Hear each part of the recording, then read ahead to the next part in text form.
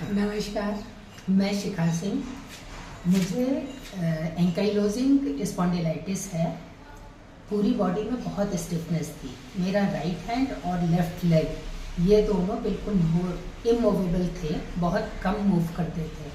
तो हमने नेट पे सर्च किया, नेचर केयर, हमें आपका पता लगा, घर के पास था, तो हम यहाँ आए। बट यहाँ आने के बाद बहुत अच्छे लगे डॉक्टर अडवालकर, बहुत अच्छे लगे। उनकी वाइफ कविता है, इनका एक स्टाफ प्रतीक्षा करके एक लड़की है, सबने मेरा किया है ट्रीटमेंट।